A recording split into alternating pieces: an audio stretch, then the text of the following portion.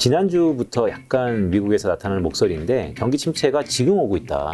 자, 상승이나 하락할지 저는 일단 하락 쪽에 고개를 두고 있는데요. 일단 중간선거 전후로는 포트를 좀 비우자. 왜냐면 내년 상반기에 미국의 경기 침체가 나타날 가능성이 꽤 높아 보인다. 많이 저희 예상대로 시기가 앞당겨지는 것 같아요.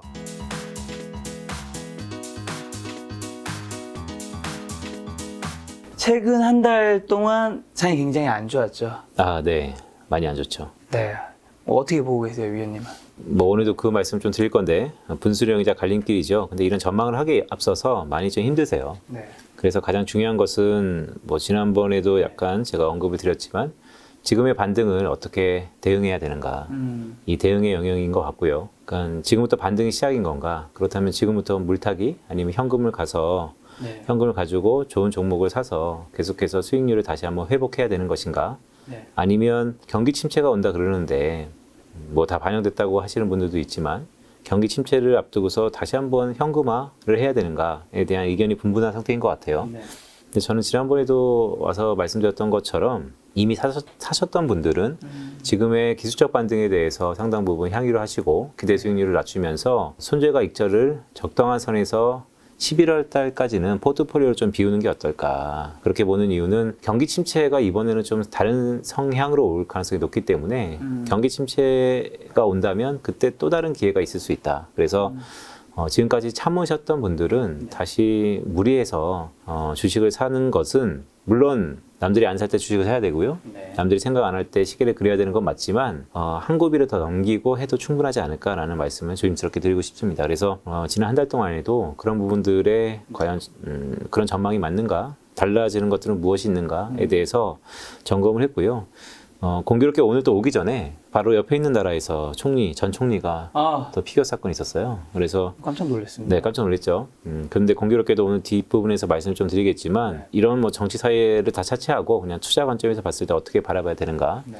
실제 이번 주 일요일 날 한국 시각으로 일본에 선거가 있거든요. 그 선거에 미치는 영향은 어떻게 되고 그게 환율에 영향을 미칠까? 그 부분도 짧게 말씀드리도록 하겠습니다. 알겠습니다. 오늘의 주제 이제 갈림길 4가지 팩터들의 향방 시작하도록 하죠. 알겠습니다. 네, 갈림길이에요. 화면에 보시는 것처럼 첫 번째 대부분 이제 요약을 드리고요. 그다음에 뒤에 가서 몇 가지 데이터와 차트를 갖고 말씀을 나눠보도록 하겠습니다. 제일 먼저 늘상 이제 강조 드리는 것은 장기적인 관점. 왜냐하면 단기적인 전망들과 대응들은 좀 달라질 수 있기 때문에 장기적인 시계에 대해서 다시 한번 확인하고 간다는 말씀 드리고요. 저는 코로나 이후에 지금의 형국이 판의 변화, 신냉전의 시대, 또한 세계화의 종언, 블록화 경제 재림으로 얘기를 하고 있고요. 그거에 대한 나비 효과들에 대해서 상당 부분 많은 것들이 바뀔 것이다 라는 말씀을 드리고 있어요. 그래서 그런 부분들에서 기회를 찾자. 일례로 최근 유럽에서 원전이 다시 한번 뜨고 있죠. 원전주가 유럽은 이 원전을 이제 친환경으로 다시 한번 배속시키고 있습니다. 상당한 변화이고요. 이전 1, 2년 전에 비해서는 완전한 변화다라고 보고 있고 이런 것처럼 뭔가 큰 틀의 변화, 판의 변화 때문에 파생되는 여러 가지 효과들에 대해서 우리가 주목하자는 말씀을 큰 의미에서 드리고 있습니다. 자, 이번 달에는 4가지 팩터라고 말씀드렸는데 그러니까 분수령과 갈림길의 중간에 서 있는 것들이 있습니다. 첫 번째로는 국제유가입니다. 7월은 국제유가가 가장 중요해 보여요. 드디어 빈살만이 바이든을 만나겠다라고 했죠. 그렇기 때문에 이게 아마 업데이트돼서 차주 월요일쯤 아마 업데이트 될 가능성이 높은데 가장 중요한 한 주입니다. 국제유가의 방향성이 결정되기 때문에 라는 말씀을 드리고 싶고요. 짧은 결론을 말씀드리면 상승한다면 자, 국제유가가 여기서 다시 한번 만났는데도 뭔가 여의치 않고 아니면 지금의 경기 침체 우려를 뚫고도 공급적인 차질에 다시 한번 부각되면서 국제유가가 상승한다라고 하시면 이젠 다 아시는 항등식과 비슷한 거 연준은 긴축 속도를 올릴 거고 7월 FOMC는 75 베이시스 포인트 가능성이 좀 높아 보여요. 왜냐하면 6월 FOMC 의사록도 나왔었지만 이번 주에 다시 한번 말씀드릴 겁니다. 하지만 경기 침체를 하더라도 속도를 높인다라는 게 이미 다 그냥 팩트이기 때문에 하지만 국제유가가 여기서 다시 한번 상승한다면 7월이 중요한 게 아니고 9월이죠. 그래서 9월달 가능성도 높아질 거다. 그러면 오히려 지금의 경기 침체 우려는 또 금리 인상의 속도 때문에 나타난 거기 때문에 다시 한번 경기 침체 우려가 나타날 거다. 그래서 국제유가 상승 가능성이 다시 한번 불거진다면 그건 최악의 스토리에 대해서 말씀드릴 거고 자, 만약에 하락한다면 이번에 빈살만과 바이든 제가 인권보다 석유라는 말씀을 드리고 있는데 바이든이 인권을 포기하고 석유를 택했다는 것이죠. 자, 여기서 국제유가가 반락한다면 연준은 7월달은 어쩔 수 없다 하지만 우리 9월달부터 우리 매두기라고 말씀드렸던 이제는 비둘기적인 성향이 다시 한번 나타날 수 있다. 자, 그렇다면 지금의 많이 빠졌었던 것에 기술적의 되돌림, 주식시장입니다. 제한적인 기술적인 되돌림이 일정 부분 속도가 좀 높일 수 있다라는 말씀을 드려요. 그래서 지금 형국에서는 국제유가가 하락하는 게 가장 좋은데 어떤 일들이 벌어지고 있는지에 대해서 말씀드리도록 하겠습니다. 자, 바이든과 빗사만이 만나는데요. 저는 이게 뭐 가장 간단한 얘기는 아닌 것 같아요. 과연 득보다 실, 어느 쪽이 더 많을지는 시간이 지나봐야 될 것 같습니다. 근데 당장은 미국이 바삐 움직일 수밖에 없는 상황이고요. 그러다 보니까 흔히 지금 월스트리트저널에서 이런 얘기가 있더라고요. 바이든이 인권보다는 서기를 택했다. 자, 인권이 어떻게 보면 현재 바이든의 지지층인데 이 지지층이 11월 달에 어떤 평가와 손을 들어줄지는 또 한번 보자. 근데 조금 많은 부분들이 복합다스럽게 얽혀 있는 것 같아요. 또한 최근에 미국의 원유 재고가 다시 한번 증가하고 있습니다. 이게 드라이빙 시즌을 앞두고 아니면 겨울철에 대비 물량으로 증가한다라는 속도도 있지만 결국 공급이 늘어나고 있다는 거. 그러면 가격이 빠져야 되는데 간밤에 석유 갔다가 다시 한번 유가가 올랐습니다. 네, 그런 이유에 대해서 뒤에 한번 살펴볼 거고 가장 중요한 것은 최근 원자재 가격 구리를 비롯해서 국제유가 전반적으로 하락하고 있거든요. 그런 이유 중에 하나는 경기 침체에 대한 우려입니다. 제가 지난번에 김작가 TV에 나와서 계속해서 말씀드리는 경기 침체 가능성이 높습니다 라는 말씀 드리고 있고 그런 근거 중에 하나는 장단기 금리차가 이번에 다시 한번 역전됐어요. 6월 이후에 한 달 만에 다시 한번 역전되고 있고요. 이것은 수시로 계속해서 역전될 겁니다. 더 나아가서 2분기죠. 이제 실적 시즌이기도 한데 조만간 2분기 GDP 속보치가 발표될 겁니다. 거기에 좀 더 앞단에서 아틀란타 연준에서 나오는 GDP Now Forecast 그게 역성장이 시작됐다는 거. 마이너스 2.1%까지 내려갔습니다. 자, 이게 실제 데이터하고는 약간의 바이어스 갭이 있죠. 하지만 역성장이라는 게 달갑지 않죠. 그렇기 때문에 최근에 나타나는 게 경기 침체 알겠는데 혹시 지금 경기 침체를 지나고 있는 거 아닌가? 라는 우려감도 상당 부분 나타나고 있다. 그래서 자, 상승이나 하락할지 저는 일단 하락 쪽에 무게를 두고 있는데요. 하지만 여러 가지 이벤트들이 있기 때문에 상승과 하락이 결정되는 7월일 거다 라는 말씀을 드리고 특히 이번 주일 거다. 차주이죠 라는 말씀을 드립니다. 자, 두 번째 갈림길은 이제 기업의 이익입니다. 지난주에 삼성전자의 실적 가이던스가 살짝 기스가 났죠. 그럼에도 불구하고 뭐 주가는 좀 다른 방향이지만 어쨌든 미국도 알코아를 시작해서 금융주, IT로 이어지는 실적 시즌이 발표됩니다. 그런데 아시는 것처럼 2분기 실적 시즌에 대한 기대감이 높지가 않아요. 왜냐면 대부분 좋을 게 하나도 없죠. 그런데 우리가 주목하는 것은 그런 부분들은 다 주가에 반영될 가능성이 높기 때문에 자, 하반기를 어떻게 볼 거냐가 매우 중요해 보입니다. 미국과 한국의 선행 지표들이 어떻게 바뀌는지에 대해서 말씀드릴 거고 최근에 S&P 500에 대한 전망치들이 대부분 하향 조정되고 있어요. 뭐 후행적이다라는 얘기도 있지만 하향 조정된다는 것은 뭐냐면 그만큼 아직도 시계가 어둡다. 그래서 이 기업이익의 추가적인 하향 가능성이 다시 한번 있을 것 같다. 그렇기 때문에 지금의 기술적 반등에서 익절과 손절을 번갈아 하는 것은 제가 권고드리지만 여기서 추가적인 매수는 좀 조심스럽다라는 말씀을 계속해서 드리고 있는 겁니다. 그런 근거 중에 하나는 미국은 역시 소비 경기이죠. 그래서 소비 심리의 둔화를 말씀드릴 거고 미시건 소비자 심리지수가 발표된 이에 최저치로 내려갔다는 거. 그렇다면 뭐 경기 침체는 이미 반영하고 있다는 거. 두 번째는 한국의 또 기업의 어닝은 경기 아닙니까? 근데 한국 경기는 이제 수출에 대부분 연동되기 때문에 수출의 선행 지표 중에 하나를 제가 뒤에 가서 좀 보여드리겠습니다. 미리 말씀드리면 ISM 제조업 지수 안에서 세부 항목 중에서 이 수주가 있어요. 신기 수주. 그러니까 미리 투자 관련된 데이터인 것이죠. 그게 1개월 정도 한국의 수출 증가율에 선행합니다. 근데 한국의 수출 증가율은 또 코스피에 선행을 하고요. 그렇기 때문에 한국의 코스피의 하방 가능성이, 하방 압력이 좀 높아지고 있는 상황. 녹록치 않다라는 것이죠. 단, 이런 것들이 전부 반영되어 있다라고 보시는 분들이 희망 섞일 부분들은 중국 경기가 반등하고 있어요. 꽤 빠르게. 그러니까 중국이 2분기에 바닥을 쳤다라는 게 나타나고 있습니다. 물론 중국에서 다시 한번 우리도 겪었고 선진국도 겪었죠. 리오프닝, 즉 이 규제에 대해서 아니면 제로 코로나 정책이 좀 더 완화되면 다시 한번 불거지는 코로나 확대가 나타날 수는 있겠지만 저는 통과 의례로 보고요. 그렇다면 중국 경기 반등에 대해서 우리는 어떻게 생각할 건가. 더 나아가서 최근 미국의 여러 사설들에서 이런 얘기가 있을 수 있어요. 자, 이번에 경기 침체가 온다는 건 맞는 것 같은데 왜냐면 소비도 둔화되고 생산도 둔화되고 대부분. 그런데 미국의 고용지표가 너무나 강건하다. 경고하기도 못해서 너무나 세다. 그래서 이런 고용지표를 바라보면서 경기 침체를 우리가 어떻게 바라봐야 되는가. 그 부분들도 지금의 기업 이익에 대해서 둔화되는 것이 컨센서스이지만 조금 다른 식으로 해석할 예언성도 있다라는 말씀을 드리는 겁니다. 그래서 이런 부분도 이번 달에 아마 방향성이 결정될 거다. 더 이상 추가적인 둔화가 아닌지 아니면 계속해서 둔화 압력이 높은지 실적을 발표되면 될수록 컨센서스 데이터들이 아마 확보될 거다라는 말씀을 드리는 거고요. 자, 세 번째는 연준의 통화정책 스탠스입니다. 7월 말에 있습니다. 7월 FOMC. 빅스텝 을 넘어서 자이언트 스택 가능성이 이미 컨센서스화 돼 있고, 왜냐하면 금리 선물 시장에서 반영이 되고 있기 때문에 뒤에 가서 좀 보여드리겠습니다. 이번 주에 6월 FOMC 의사록이 나왔었는데요. 한 12페이지 정도 됐어요. 그 중에서 9페이지 쪽에서 이 restrictive라는 단어가 들어갔습니다. 4번 정도 언급이 됐고요. 저는 이번 6월 FOMC 의사록은 한마디로 뭐야? 라고 하면 연준이 계속해서 제한적으로나마 통화정책 스탠스를 이어간대. 즉 금리 인상을 계속해서 한대 라는 것이 한마디로 요약될 수 있을 것 같고요. 그게 이미 컨센서스화 되고 있다는 게 좀 중요한 것이죠. 어쨌든 7월 달에도 상당 부분 자이언트 스텝은 우리가 대비하자. 근데 이것보다 연준에 대항하지 마라라는 시장의 격언이 있는데요. 그 대항하지 마라라는 게 특히 7월 달에는 ECB를 비롯해서 BOJ 아니면 한국의 BOK까지도 여타 국가들의 통화정책 회의들이 있거든요. 그렇다면 속도를 높이겠죠. ECB도 그렇고 BOK도 한국은행도 빅스텝 가능성이 매우 높아졌습니다. 지난번에도 제가 언급드렸던 부분인데 그런 부분들이 이미 외환시장에도 나타나고 있다는 말씀을 드립니다. 자, 제가 중요하게 여기는 것은 이겁니다. 기대 인플레이션.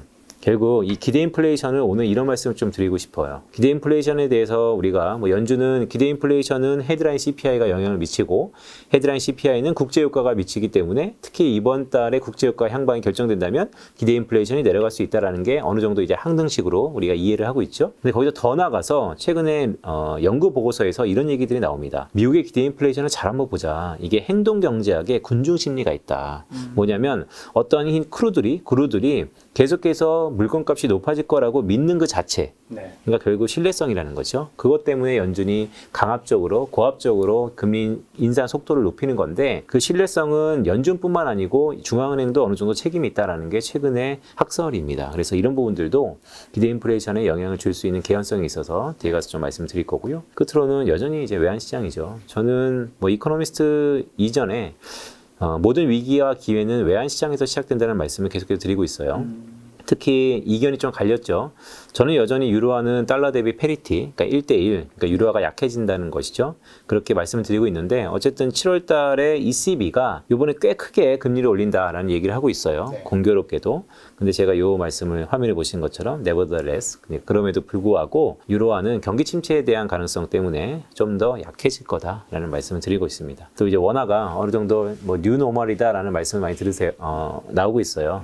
달러원 대비 1,300원 오늘도 다시 한번 안착했는데 원화 약세 요인들 수지가 악화되고 있고 경기 펀더멘탈리 한국의 선행지표와 동행지표가 동시에 꺾이고 있고 정부가 야심차게 한 3번 정도 개입했는데 결국 못 막았다라는 거 이런 것들이 하반기에도 어느 정도 지속될 수 있는 7월과 8월 여름이 될 것이다. 그래서 전반적으로 국제유가의 그 방향성을 7월 달에 확인하는 게 가장 중요하고요. 그다음에 기업의 어닝에 대한 2분기는 둔화됩니다. 하지만 하반기에는 우리가 어떻게 바라볼지 이미 다 반영됐다고 바라볼지 아니면 여전히 한두 방 더 맞을 수 있다. 한두 방 더 맞을 수 있다라는 것들이 훨씬 더 많다면 지금의 기술적 반등에도 쉽사리 포지션을 지금 들어가면 안 된다라는 말씀을 드리면서 자, 연준이 과연 이 매들기를 9월 FOMC에서 보여주려면 7월 달에는 자이언트 스텝에도 불구하고 9월 달은 도대체 무엇이 결정하느냐? 기대 인플레이션인데 기대 인플레이션이 국제유가라는 것 외에도 이 군중 심리라는 게 상당 부분 지금 있다.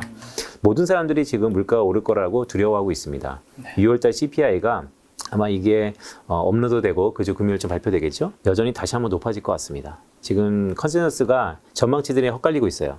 오른다 내린다 막 정립이 안 되고 있는데 저는 여전히 제 모형에서 보면 전월 대비 0.3%포인트 이상의 상승으로 올라갈 거다라는 말씀을 조심스럽게 드리면서 대비를 하자라는 말씀도 드립니다. 네, 그렇게 아마 정리될 것 같고요. 하나하나 볼까요? 일단 국제유가 부분인데요. 제가 바이든이 빈살만을 만난다고 말씀드렸죠.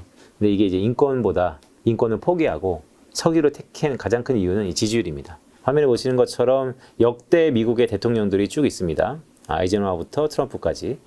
이 녹색은 바이든을 좋아하는 지지율이고요. 이 회색은 그때 당시의 대통령, 트럼프, 오바마, W 부시, 클린턴 쭉 있습니다. 보시면 역대 최저치입니다. 아이젠하워부터 지금 트럼프까지 역대 모든 미국의 대통령 중에서 지금의 바이든의 지지율이 가장 낮다.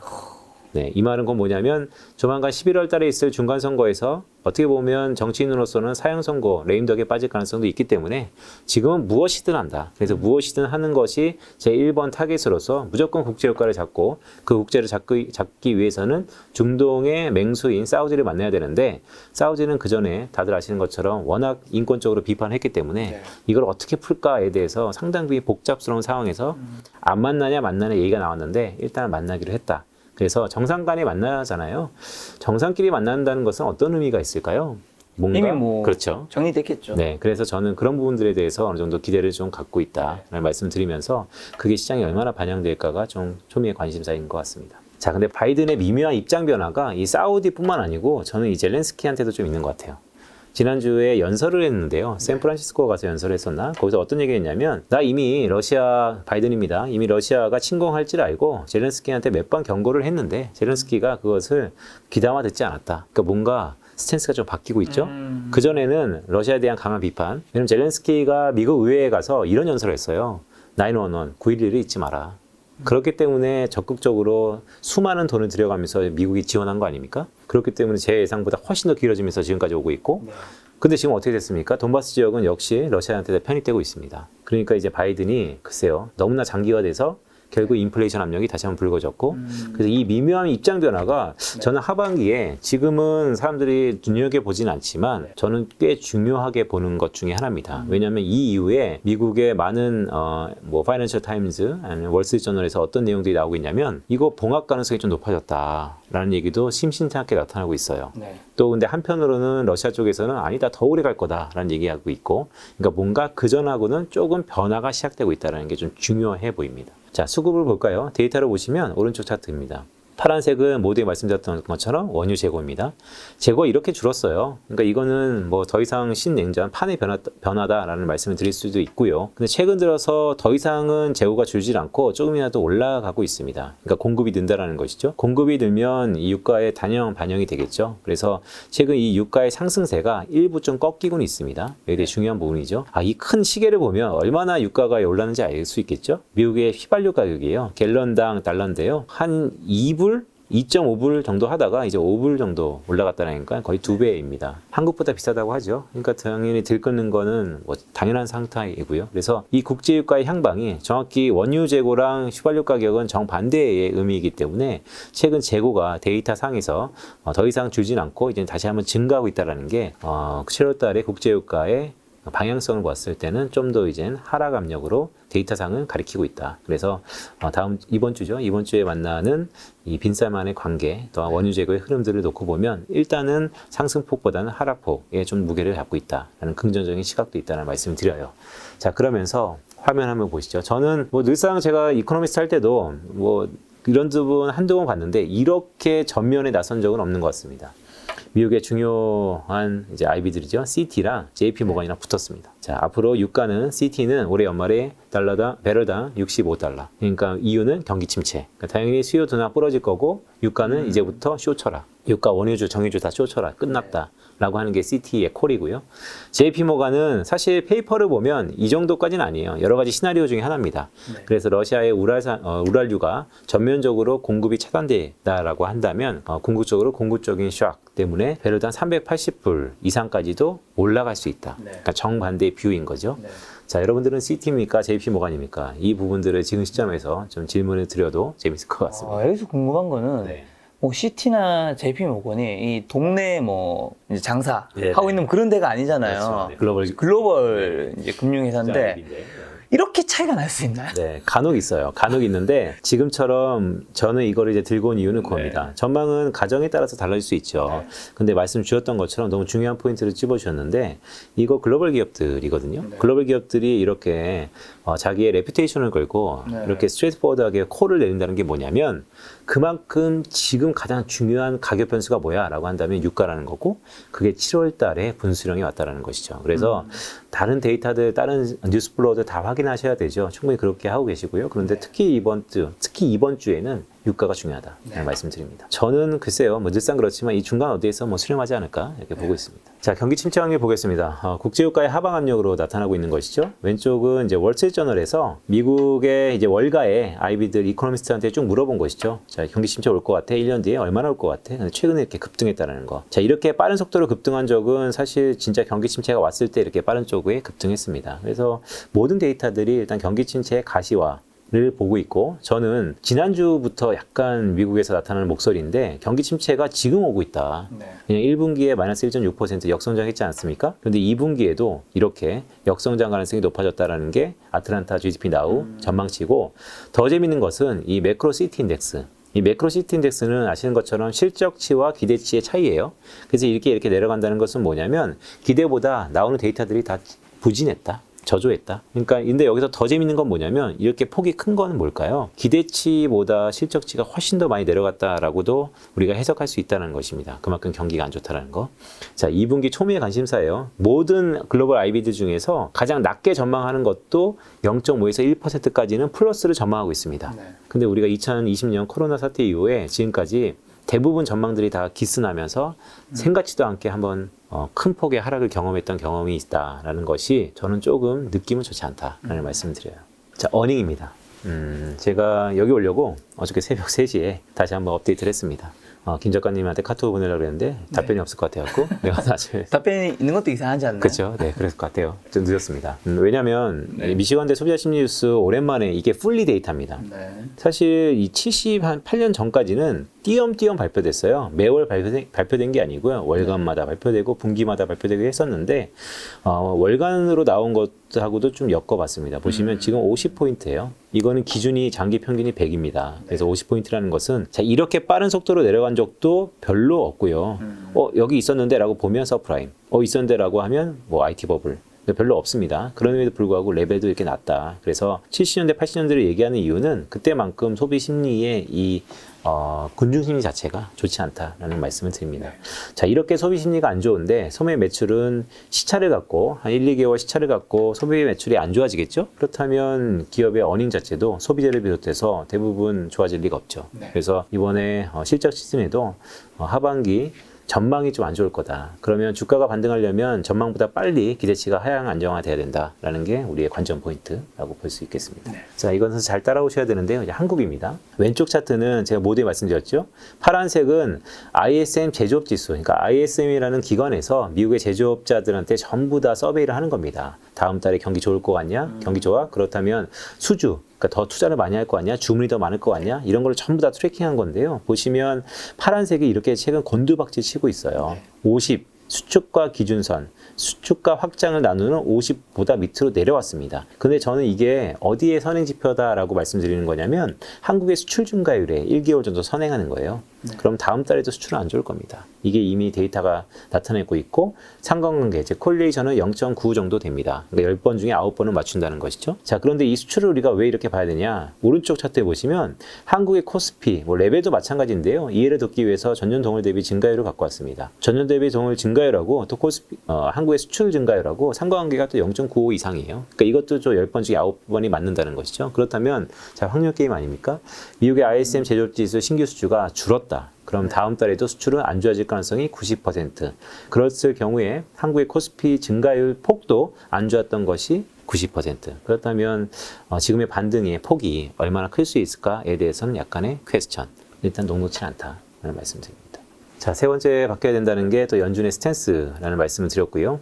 연준의 스탠스는 뭐냐면 왼쪽 이게 이제 6월 FOMC 의사록이에요. 의사록이 이렇게 빽빽히 12페이지가 쭉 발표됩니다. 그래서 저도 뭐 번역기도 돌리고 사전도 찾아보고 하는데 이 restrictive라는 제한적인 스탠스라는 말이 한 4번 정도 나왔습니다. 그 페이지 쪽에. 자, 이게 별로 안 나온 거예요, 새보다. 왜냐하면 인플레이션은 한 80번 정도 언급했거든요. 근데 새롭게 나타나는 단어이기 때문에 좀 주목하자. 그만큼 스탠스는 지금의 매파적인 성향을 좀 보일 것이다. 시장은 어떻게 생각할까라고 보시면 늘상 제가 와서 보여드리는 것이죠. 미국의 선물시장 CME에서 7월달 FOMC의 예상치가 75 베이스 포인트, 그러니까 자이언트 스텝이 이미 다 반영하고 있다. 그래서 우리가 6월 FOMC 때 경험을 해봤죠. 시장이 다 반영하고 있는 만큼 올리면 사실 반응은 별로 없습니다. 오히려 100bp라거나 50bp 하면 시장이 변화가 있을 거고요. 오른쪽은 그 확률을 본 겁니다. 네. 지난 한 달 사이에 얼마나 변했을까? 사실 여기 보시면 베이비 스텝, 빅 스텝에서 자이언트 스텝으로 바뀐 지는 지금 한 달 정도밖에 안 됐습니다. 그만큼 연준 내부에서도 급변하게 바뀌기 때문에 이게 왜 중요하냐면 여러분 한 달 만에 바뀌었다는 것이죠. 7월 FOMC 이후에 8월 달에 없습니다. 그리고 9월 달 FOMC고요. 네. 지금 9월 달은 대부분 빅 스텝 50bp 베이스 포인트가 선물시장에 반영돼 있어요. 근데 그 블랭크 한 달 사이에 어떻게 바뀔지. 자, 이런 불확실성이 많은데 모두에도 말씀드렸지만 지금 반등 나올 것 같아요. 왜냐하면 싸졌으니까요. 싼 거에 장사 없지 않습니까? 그리고 지금은 사실 대응의 영역이고 저도 뒤에 가서 또 말씀드리겠지만 이럴 때 팩터 분석이 되게 중요하거든요. 자신만의 팩터를 찾아서 즉위탁의 투자 전략을 절시하는 게 매우 중요한데 그래도 지금은 진입할 시기에 대해서는 아직은 돌다리도 두들겨 보자라는 말씀을 좀 드리고 싶은 겁니다. 아직 주가 싸다고 들어갈 때는 아니라는 거죠? 그렇죠. 왜냐하면 이 한 달 만에 이렇게 훅이 바뀌고 지금 아직 바이든과 빈사만이 만나서 어떻게 될지도 모르고 또한 기업의 어닝 시즌도 둔화되는 것 플러스 추가 하향 가능성이 높고 네. 또 IMF가 이제 곧 세계 경제 수장 전망을 발표될 건데 계속해서 안 좋아질 것 같고 경기 침체에 대한 우려를 나타내고 있고 이러니까 이런 것들이 다 반영되어 있다고 자신 있게 얘기하기에는 뭐 지난번에도 똑같은 콜입니다. 아직은 좀 불안하다라는 말씀을 드린 겁니다. 자, 기대 인플레이션도 제가 이제 롱텀한 시계를 다 갖고 왔어요. 보시면 미국의 기대 인플레이션을 추정하는 게 여러 가지가 있어요. 근데 그 중에서 가장 직관적으로 볼 수 있는 게 물어보는 것이죠. 그래서 미시건대에서 물어봅니다. 한 달에 한 번. 사람들한테 서베이 하면서 자, 1년 후에 기대 인플레이션 물가 오를 것 같아요? 아니면 5년 후에? 5년 너무 길죠? 장기적으로 어떨 것 같아요? 라고 보시면 1년짜리가 최근에 이렇게 5.3%까지 올라가 있다가 내려왔어요. 그런데 이 5년짜리가 슬금슬금 올라오더니 여전히 고개를 들고 있습니다.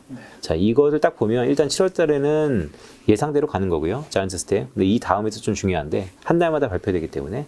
자, 근데 기대 인플레이션은 이런 게 있어요. 장기 기대 인플레이션에 한 번 올라가면 이거의 방향성은 꽤 지속될 가능성이 높다. 그래서 지금 초미의 관심사가 왜 제가 지금의 기술적 반등에도 좀 조심해서 추가적인 현금 투입은 좀 어렵다라는 말씀드렸던 이유 중에 하나는 기대 인플레이션이 한 번에 이렇게 올랐다가 다음 달에 쭉 꺾이는 것은 1년짜리는 그럴 수 있다. 근데 이 장기 기대 인플레이션이 바닥을 다지고 스물스물 올라가기 때문에 이것을 연준이 보고 있다. 그리고 연준이 이것을 안착시키기 위해서는 의사록에도 얘기하는 거지만 더 강하게 일단은 방향성을 갖고 있기 때문에 그것을 확인하고 포지션을 바꾸자라는 말씀을 드린 겁니다. 자, 외환시장입니다. 외환시장은 더 이코노미스트지라고 이제 영국의 중요한 경제 잡지인데요. 저는 이 이코노미스트지가 어떤 비즈니스를 하는지는 알 것 같습니다. 어떤 비즈니스를 하냐면요. 얘네들은 표지 장사하는 것 같습니다. 그만큼 표지가 너무나 지금 세계 경제 상황을 잘 말해주는 표지들이 주옥 같은 표지들이 많아요. 그래서 저는 더 이코노미스트지의 이 표지를 보면 최근에 투자 트렌드와 초점은 여기에 맞춰 있다라는 것을 힌트를 얻기도 하는데요. 보시면 최근에 에너지 크라이시스가 나타나고 있다는 것이죠. 이 에너지는 어디에서 나타나는 거냐? 결국 유럽에서 나타나는 것입니다. 재밌는 차트 하나 갖고 왔어요. 이 파란색인데요. 이게 독일의 전기료입니다. 이런 전기료를 감당할 수 있는 독일 경제는 이거를 반대로 꺾으면 뭐가 될까요? 침체인 것이죠. 그래서 자, ECB가 금리를 올리겠다고 6월달 ECB 의사록에서도 얘기를 했습니다. 그래서 저는 사실 연초만 하더라도 ECB는 금리 못 올릴 거다라는 얘기를 했었는데 생각보다 러시아산 이 전쟁이 장기화되면서 결국 유럽도 연준 따라가는 것이죠. 하지만 그게 더 좌충수일 수 있다. 그래서 이번 7월달 ECB에서는 관전 포인트는 금리 올리는 것은 이미 다 알고 있고요. 근데 라가르드 총재가 어떤 얘기를 계속 하고 있냐면요. 이러면 유럽이 붕괴된다. 유럽이 균열된다. 그래서 지난 2012년 14년에도 남이를 위기 때 했었던 것처럼 통화는 묶여있고 재정이 묶여져 있지 않는 유럽의 아킬레스건 이 부분들은 정책적인 함의로 뭔가 특별한 기구를 만들겠다. 뭔지 모르겠지만 뭔가 대응책을 피겠다라는 얘기를 하고 있어요. 이게 생각보다 되게 서프라이즈하면 이거 되게 중요합니다. 되게 서프라이즈하면 유로화는 강해질 겁니다. 그런데 역시 수많은 국가들이 짧은 기간에 단합 하나의 목소리를 내지 못했다. 그럴 가능성이 높다라고 한다면 금리를 올림에도 불구하고 유로화는 약세 압력이 훨씬 높아질 것 같다. 그래서 저는 후자에 좀 더 무게를 두면서 이번 ECB도 보고 최근에 유로화의 흐름도 보고 있다. 그래서 유로와 달러는 페리티 가능성을 언제든 우리가 염두에 된다. 페리티는 1대1이라는 건데요. 그게 언제 있었냐면 유로존이 초창기에 만들어졌을 때 일부 좀 있고 지난 20년 동안은 있었던 일은 아닙니다. 이런 20년 동안 있었던 일이 아닙니다라고 제가 이렇게 툭하니 그냥 얘기하지만 20년 동안 경험하지 못한 세계를 우리가 경험할 수 있다는 것이죠. 인플레이션 40년 만에 미국의 최고입니다. 이게 툭 던지지만 40년 만에 경험하지 못한 변수들이 생겼다는 거. 자, 이런 변수들이 다 반영됐다고 과연 그렇게 생각하십니까? 라는 질문을 하고 싶은 것입니다. 원화 약세 요인입니다. 원화 약세 요인은 뭐냐면 보시는 것처럼 일단 들어오는 수급적인 차이에서 계속해서 무역 수지 적자 폭이 확대되고 있고 제가 모두에 말씀드렸던 것처럼 수출 선행 지표들이 좋은 것보다는 안 좋아진 것들이 많기 때문에 수지에 대해서 기대감이 이렇게 높지 않습니다. 그렇다면 원화 약세 요인이 좀 더 많은 것 같고 최근에 한국의 선행지수와 동행지수의 동시다발적인 하락폭, 그러니까 경기가 안 좋다는 것이죠. 노무라가 오늘 아마 발표했을 건데요. 노무라가 한국의 경제 성장률을 내년에 마이너스까지 보더라고요. 올해 2% 초반으로 보고 상당히 안 좋은 거죠. 그럴 것처럼 외신들도 이제 한국 경제에 대해서 삐그덕거리고 있고 있는 것입니다. 왜냐하면 한국 경제의 견인차라는 수출 동인이 일단 정체됐고 내수를 부양해야 되는데 가계부채가 많은데 금리가 오른다. 그러면 좌충수를 줄 수밖에 없는 정책을 필 수 있다라는 두려움, 이런 것들이 전부 다 나타나 있는 것이고요. 오른쪽은 이제 외환시장에서의 달러원의 환율인데요. 동그라미 친 건 뭐냐면요. 정부가 구두 개입을 한 날입니다. 하루짜리였어요. 두 번째 개입 때는 한 이틀 갔는데 그래도 더 큰 폭이 튀었다. 그래서 정부가 이 사태를 막을 가능성이 좀 어렵다라고 보고 있고 새로 들어오신 이창용 총재도 역시 지금은 인플레이션 압력을 좀 잡아야 될 거다. 한국의 소비자 물가 상승률이 6%거든요. 근데 미국은 8.6인데 한국은 6%면 좀 괜찮지 않을까? 이건 너무 나이브한 거고요. 왜냐하면 구성요소 바스켓이요 좀 달라요. 그래서 실제 한국의 체감 물가는 미국만큼 높을 거다라고 저는 보고 있습니다. 그게 앞에 말씀드렸던 이 분수령이고요. 자, 이 페이지는 이제 앞으로 벌어질 이벤트들. 한 8가지가 있는데 그 이벤트들을 하나씩 보면서 어떻게 대응을 해야 될까라고 하나씩 보기 위해서 말씀드립니다. 첫 번째는 사실 그렇게 중요하지 않았는데 오늘 아베 사건 때문에 좀 중요해질 수 있을 것 같습니다. 참의원 선거가 있습니다. 일본은 정치가 참 안정돼 있죠. 그래서 오늘의 피겨 사건은 여러 가지 생각을 좀 들게 하는데요. 일본이 정치가 이렇게 안정돼 있기 때문에 어떤 일이 벌어지냐면 정치적인 변화가 크지 않아요. 근데 최근 일본의 엔화 환율을 보면 엔화가 이렇게 약세가 돼도 일본 정부 괜찮아? BOJ 이거 정말 괜찮은 거야? 그런데 BOJ 구로다 총재 입장에서도 구로다의 맥락을 잘 보셔야 되는데요. 구로다가 누굽니까?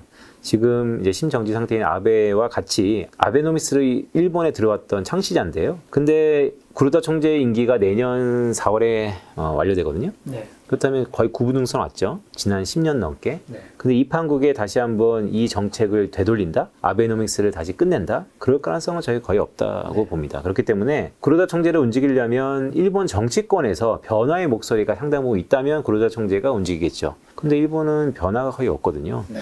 이번 아베의 이 피거 사건으로 인해서 오히려 더 참여연 선거에서의 지금의 여당 압승 가능성이 더 높다라는 게 또 현재 시각이기도 합니다. 그렇기 때문에 어떻게 될지 모르겠지만 기본적으로 이번 참여연 선거도 BOJ의 정책 변화를 이끌기에는 좀 어렵다. 그렇다면 우리 투자 관점에서는 뭘 중요하냐?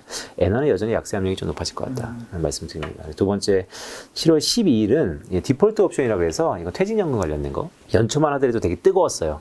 드디어 퇴직연금도 개인적인 목적에 부합해서 좀 더 수익률을 창출할 수 있는 곳에 사전 임의 제도라고 디폴트 옵션이라는 게 시행되기 때문에 뭔가 투자도 많이 할 거고 연금 쪽에 우리 주식시장에 많이 들어올 거다라고 기대를 많이 했는데 최근 리스크 프리라고 할 수 있는 이 기준금리와 예금금리가 높아지면서 굳이 리스크를 안고 세금연금을 위험자산에 투자해야 돼? 가만히 있어도 채권 투자해도 아니면 가만히 있어도 예금금리가 상당히 높은데 그래서 약간 온도는 식었다.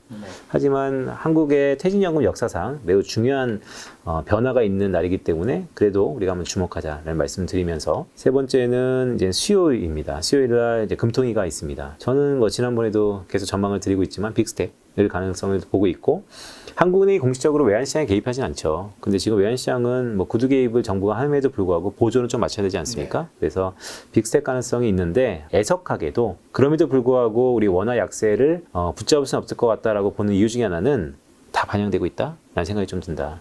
그렇기 때문에 그러면 가격 변수 말고 어떤 여파가 있을까? 금리가 이렇게 높은데 과연 지금의 부동산 시장과 더불어서 이 가계대출 저도 어느덧 마이너스 통장에 카카오에서 나오는 대출 금리가 되게 높아져서 깜짝 놀랐는데요. 높지 않으세요? 얼마 나왔어요? 네, 저 이거 얘기해도 되나? 5% 예, 초반 막 이렇게 나오던데. 아, 빚이 없나요? 네. 아. 저 김작가 TV 시청자분들 다들 알고 계십니다. 아, 빚을 극도로 싫어하는 네. 사람이라. 그래도 어떻게 요즘 세대 우리 빚이 없을 수 있죠? 대단한데요? 네. 죄송합니다. 네, 아닙니다. 네. 하여튼 그래가지고, 네, 네. 상당히 높아졌다. 네, 네, 매우 놀랍습니다. 아니 결혼을 안 해서. 아, 그렇죠. 네, 네, 좋은 일이 있을 거라고 봅니다. 네. 보시면 이제 20일입니다. 네 번째는 이제 BOJ 통화정책 회의인데요. 모두에 말씀드렸던 것처럼 구로다의 완화적인 기조가 좀 지속될 것 같고요. 네. 오히려 이제 첫 번째, 두 번째, 세 번째 주에는 BOJ와 더불어서 ECB 통화정책 회의, 금리 인상을 함에도 불구하고 네. 이번 ECB에서 물가 전망이 좀 중요해 보입니다. 얼마나 높일까요? 그렇다면 이번에 7월 달에 ECB의 금리 인상 속도가 향후에 가속도를 붙는다라는 것이 물가 전망으로 우리가 해석할 수 있다라는 말씀을 드리면서 마지막 이제 28일 날은 대망의 FOMC에 있습니다. 네. 여전히 빅스텝과 바이언트 스텝에 대해서 의견이 분분할 겁니다. 왜냐하면 이번 주에 발표되는 소비자 물가가 6월달 건데요. 제 예상과 달리 아마 큰 폭으로 하락한다면 그렇다면 굳이 빅스텝이 하지 않을까라는 기대감도 있을 텐데 그래도 연준 인사들이 대부분 그럼에도 불구하고 자이언트 스텝에 대해서 일단 가닥은 잡히고 있다.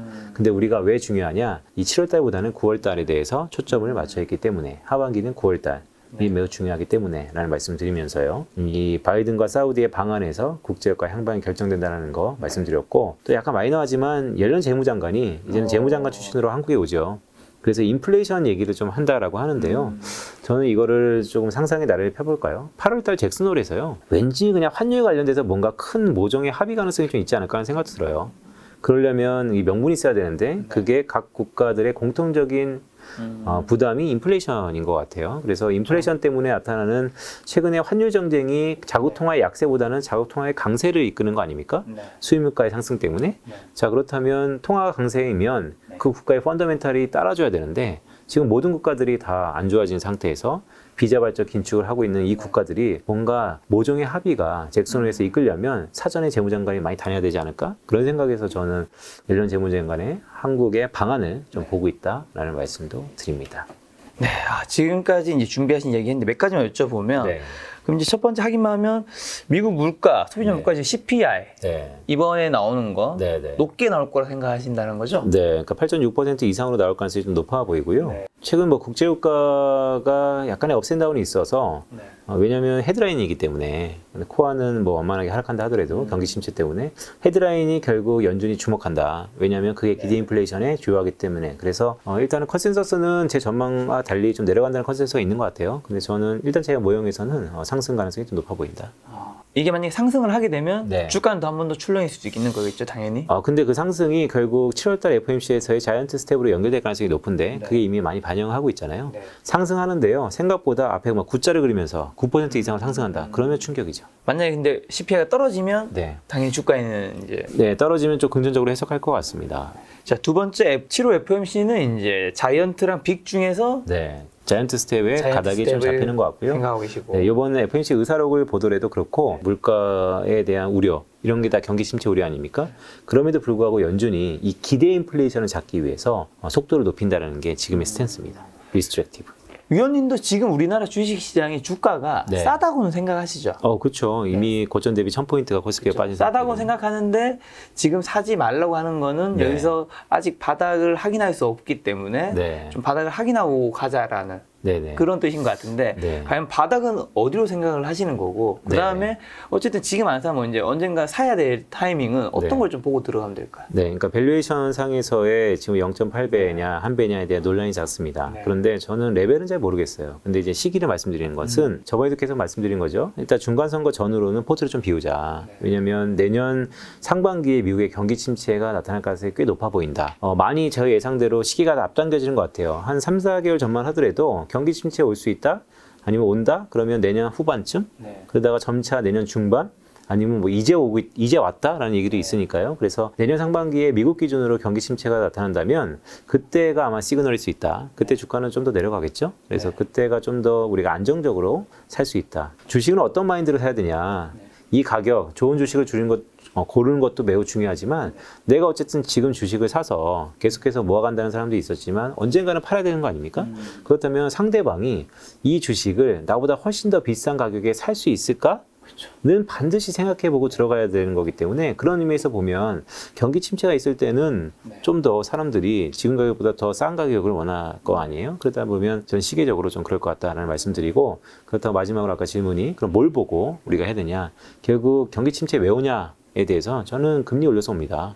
그럼 금리는 누가 올리고 있냐? 연준이 올리고. 그렇죠. 그래서 연준의 이 스탠스. 그러면 연준 스탠스는 또 뭐 때문에 결정되는데?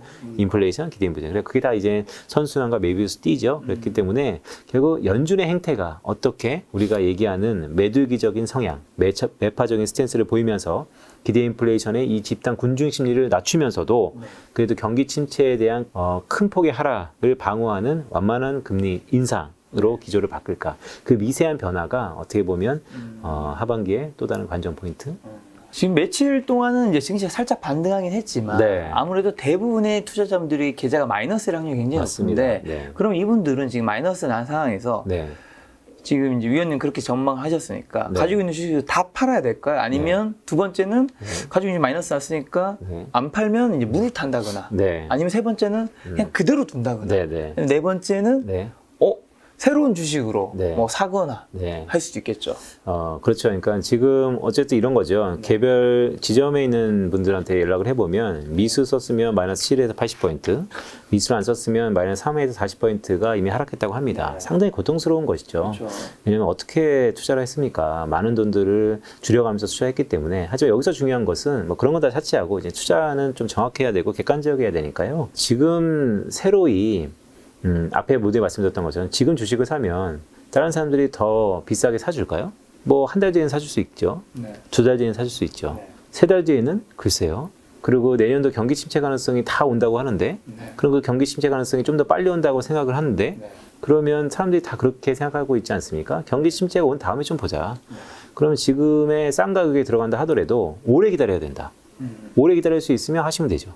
그리고 이럴 때 오래 기다릴 수 있으면 적립해 가는 건 매우 좋은 거고요. 하지만 대부분 사람들은 이미 계좌가 물려있기 때문에 그러면 지금의 기술적 반등에서 현금화 확보 전략을 좀 권고해드리고 있는 것이죠.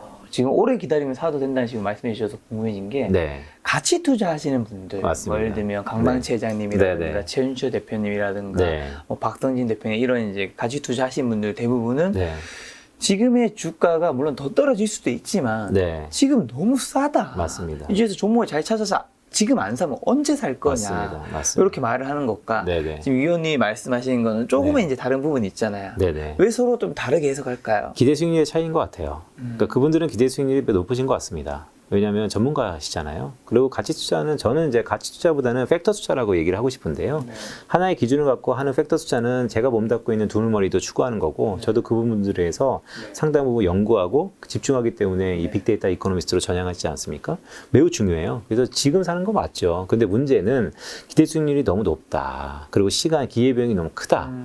저는 그래서 주식 투자를 왜 하냐. 뭐 부자 되기 위해서 하는 사람도 있지만 질 좋은 삶을 위해서 하는 것이잖아요. 그렇다면 지금 6개월 동안 과연 질 좋은 삶을 살고 있는가에 대해서 저는 반문을 드리고 싶고요. 한마디로 좀 반등할 수 있는 그런 타이밍 때 너 그렇죠. 들어가자. 네. 지금 돈이 들어가는 거는 맞습니다. 뭐 마이너스 날 수도 있고 아니면 그냥 제로로 계속 그냥 오래 갈 수도 있고 침체로. 맞습니다. 그래서 물론 가지고 있는 포트에 마이너스가 크기 때문에 그거를 다 팔고 뭘 할 수는 없는 상황이죠. 그렇기 때문에 저는 뭐 짧은 전망이지만 지금부터 10월 말까지 11월까지 기술적 반등 가능성이 높아 보여서 그때 큰 폭의 하락폭의 수익률을 좀 줄여가시던지 아니면 좋은 종목을 샀다면 또 흑전할 수 있으니 그때 익절하자는 말씀 드리는 거고 가치 투자자분들은 사실 타이밍이 필요 없죠. 그냥 좋은 주식은 계속 사면 됩니다. 적립식으로. 그거는 뭐 이런 것을 차치하고 되게 좋은 전략이죠. 하지만 판이 바뀌었다. 기대 수익률을 그렇게 높이 가져갈 필요는 없을 것 같다. 알겠습니다.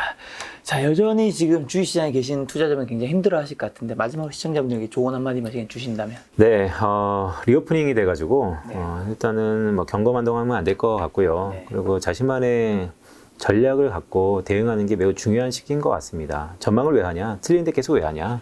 그 과정들이 매우 중요하다. 그 과정들을 미리 넓게 보고 종목도 마찬가지입니다. 이 종목이 향후에 이런 스토리를 그리고 이렇게 변했을 때 나보다 다른 사람들이 더 비싼 돈으로 살 수 있다라는 시계를 크게 그리고 하나하나씩 확인해가는 과정 아닙니까? 마찬가지로 이런 시나리오들을 어렵지만 처음은 다 어렵습니다. 하지만 자기가 하나둘씩 자기 것으로 만들어가는 습성을 좀 보였으면 좋겠다라는 말씀을 드리면서 그렇게 리오프닝에 대해서 최근에 이제 대면 세미나 강의 이런 것들도 좀 니즈가 많으세요. 요즘에 네. 곧 뭐 오프라인 강연 하나 여신다면서? 네, 그래서 뭐 7월 16일 날, 뭐 토요일이기도 한데요.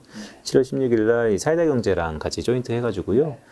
약삼동에서 뭐 제 팬이 김 작가님만 그렇게 많지는 않은데, 아유. 네, 그래도 많이 한번 있을 겁니다. 네, 니즈가 있어갖고 그때 이제 장시간 토론하면서 네. 제가 생각하는 판의 변화, 그리고 저는 지난 상반기에 어떻게 해서 우크라이나 전쟁을 맞췄고 어떻게 해서 우크라이나 전쟁의 종결을 못 맞췄는가, 그리고 향후 어떻게 변할 것 같은가, 그리고 우리는 어떻게 대응해야 되는가, 뭐 이런 것들을 좀 논하는 자리를 들어봤습니다. 알겠습니다. 시간 되신 분은 위원님의 그 강연에 참석하시면 도움되지 않을까 싶습니다. 오늘 만난 손님은 빈센트 위원님이었습니다. 지금까지 여러분 소중한 시간 함께 해주셔서 정말 감사합니다. 오늘도 김 작가였습니다. 고생 많으셨습니다. 고맙습니다.